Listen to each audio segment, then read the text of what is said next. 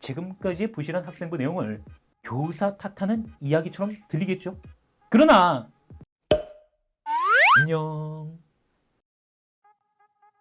안녕하세요. 대치동 입시 컨설턴트 10년 차이면서 학생부 종합전형 자기소개서 작성법 도서인 학종 자신감의 저자 유종민입니다. 자, 이번 시간은 저번 시간에 이어서 이야기를 좀 해보려고 합니다. 우리 학생들 대부분은 수시를 준비하는 차원에서 어떤 활동들을 한 번쯤은 다들 해봤을 거예요. 어떠한 활동들. 그리고 학교 생활 기록부에 그 내용이 들어간 것도 경험을 했겠죠. 이제 한 학년 위로 올라와서 여러분의 학생부를 확인했을 때 여러분은 그 내용에 만족할 수 있었나요? 제가 봤을 때는 그렇지 않은 경우가 훨씬 많았을 거라고 봐요. 자신이 공들인 활동에 대해서 좀 더 구체적인 이야기를 적어주실 줄 알았는데 막상 보니 반줄 내지 한 줄 정도 어떠한 활동을 했다 정도만 들어가 있는 것이죠. 여러분, 학생부 종합전형에서 승리하기 위해서는 학생의 역할이 가장 중요하죠. 그렇죠? 그러나 학생 혼자서 학종을 준비하는 건 거의 불가능하다고 봐야 돼요. 학종을 준비하는 데 있어서 학생들은 총 3명, 학부모, 교사, 컨설턴트의 도움을 받아야만 하는데요. 여러분들이 생각했을 때 이 중 누구의 역할이 가장 클까요? 물론 이 세 분들의 역할이 모두 중요하긴 합니다. 그러나 직접적으로 수시, 특히 학종의 합불에 영향을 주는 이는 교사입니다.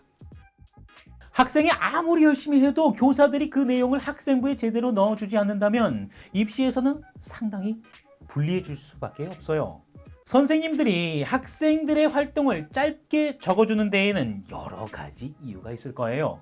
그렇게 적어야 한다고 교육을 받았던 것이거나 쓸 내용은 많은데 반해 기입할 수 있는 글자 수는 적기 때문일 수도 있고요. 여러 가지 업무를 보면서 학생부 내용까지 구체적으로 적을 시간이 없어서 타협한 것일 수도 있고 심하게는 그 정도까지는 적어줄 필요가 없다고 생각한 것일 수도 있겠죠. 이게 지금까지는 그래도 교사들의 업무가 워낙에 과중하다 보니 학생들에게 가장 중요한 부분임에도 불구하고 제대로 된 내용이 들어가는 경우가 거의 없었습니다.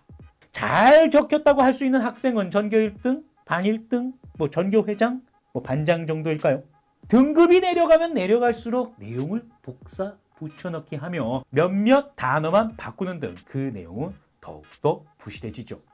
그러나 24학년도 입시에서는 세특 이외에는 거의 입시에 반영되는 부분이 없다고 봐야 할 정도로 교사들이 신경 써야 하는 부분이 많이 사라졌습니다. 이제부터 공교육 교사들이 학생부 내용 부실 기입에 대한 핑계로 업무 과중을 들기는 어려운 상황이 된 것이죠. 자, 여기까지 이야기를 들어보면 지금까지의 부실한 학생부 내용을 교사 탓하는 이야기처럼 들리겠죠? 그러나 선생님은 여러분의 이야기를 하고 있습니다. 학생부 내용이 줄어들어 교사들이 여러분의 내용을 구체적으로 적어줄 수 있는 이 상황에서 이제 남은 것은 여러분의 노력뿐입니다. 이제는 학생부의 부실한 내용에 대해 그 누구도 여러분들은 탓할 수가 없을 거예요. 거의 여러분의 책임만이 남겠죠. 여러분, 세상을 살면서 가장 힘든 이들은 과도기에 놓인 사람들이에요. 변화한 새로운 환경 속 선험적 정보가 없다 보니 냅다 부딪혀서 나아가야 하는 것이죠. 무엇보다 힘든 것은 자신이 하고 있는 그 행동이 정말로 결과에 긍정적인 영향을 미칠지 못 미칠지에 대한 확신이 없는 상태가 지속된다는 겁니다. 앞으로 딱 2022년 현재 고2가 그럴 겁니다. 선생님이 책에서도 그랬고 매번 강연에서도 그랬고 여기 영상에서도 반복적으로 이야기했던 것이 있습니다. 바로 심화와 융합이죠. 자, 심화는 보통 인문계열 교과에서 사용되고 융합은 자연계열 교과에서 드러낼 수 있습니다. 예를 들어 심화라는 것은요, 만약에 내가 경제에서 정규직과 비정규직에 대해서 배웠어. 그리고 이거를 인천공항 비정규직을 정규직화한 사건에 대입해서 이해한 다음에 합리적인 결론을 도출해내는 그 과정. 그러니까 배운 지식을 바탕으로 더 깊이 들어가는 모습을 이야기하는 거예요. 그러면 융합은 무엇이냐?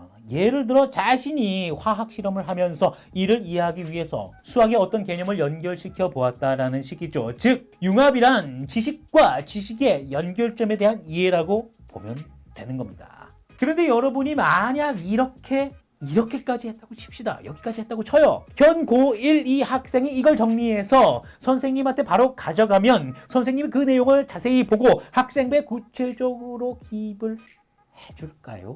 지금까지 선생님의 경험상 그런 선생님은 거의 없었어요. 자, 여기서 무엇이 문제일까요? 학생이 노력한 내용을 제대로 파악하지 않은 후 학생부에 짧게 언급한 교사의 잘못일까요? 그 부분도 일정 교사의 책임이 있긴 있겠죠. 그런데 아주 적은 부분이라고 봐요.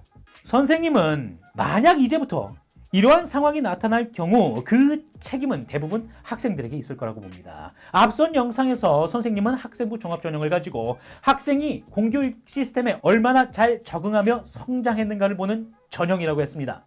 여러분은 교육 시스템 안에 묶여있는 사람들이에요. 이 시스템은 학생과 학생과 교사 등 서로 얽혀있는 상태죠. 그래서 독단적으로 행동해서는 원하는 결과물을 만들어낼 수 없습니다. 반드시 함께 해야 되죠. 특히나 학생은 교사와 팀이 되어야 합니다. 팀이라는 것은 상황을 공유해야 하죠. 그죠? 네, 계속해서 활동의 과정을 공유해야 한다는 겁니다. 아니, 요 공유 말고 쉐어할 때 그 공유 말하는 거예요. 안녕. 자, 그럼 상황의 공유는 어떻게 해야 될까요? 보고를 하면 될까요? 아니. 여러분은 직장인이 아니고 여러분이 있는 그곳은 사회가 아니에요. 상황의 공유는 질문으로 하면 됩니다. 질문을 하기 위해 상황을 설명하고 그 다음 질문을 던지면 선생님은 학생의 활동 상황을 파악하고 질문에 대한 답을 주기 위해 머리를 쓰게 됩니다. 사람은 머리를 쓰게 될 때 기억을 하게 되어 있어요. 그렇게 교사는 여러분을 기억하게 되고 그 기억한 특징을 후에 학생부에 넣어주게 된다는 것이죠. 여기서 질문이란 선생님 이거 뭐예요? 라는 식의 질문은 안 돼요. 그건 그냥 선생님을 괴롭히는 거예요. 질문이라고 할 수 없어요. 오히려 선생님은 야 그런 건 그냥 알아서 좀 찾아봐. 인터넷에 다 있어 라며 화를 낼 가능성이 더 높아요. 제대로 공부하고 하다가 이해가 안 되거나 선생님과의 의견차가 생긴 부분을 가지고 가야 됩니다. 알겠죠? 여러분 이제 진짜 새특이 중요한 시기가 왔습니다. 여러분은 공부에 집중해야 돼요. 그냥 활자로서의 지식을 집어넣는 공부가 아닌 배운 지식을 머릿속에서 마구마구 연결시켜야 됩니다. 자, 이거 안 되면 그냥 정시로 가는 게 나아요. 자소서는 사라지겠지만 면접은 여전히 남아 있습니다. 비상적인 활자 지식만으로는요, 면접을 넘을 수가 없을 거예요. 깊이 있는 공부, 생각하는 공부를 여러분 하시기를 바랍니다. 아시겠죠? 오늘은 이 이야기를 하고 싶었어요. 오늘의 영상은 여기까지입니다. 오늘의 영상이 도움이 되셨다면 구독과 좋아요 그리고 알람 설정까지 눌러주세요. 심화와 융합에 대한 더 많은 자료를 원하시는 분들은 제 책인 학종 자신감을 구매해서 보세요. 많은 도움이 될 겁니다. 그럼 저는 다음 시간에 더 좋은 내용으로 찾아오겠습니다.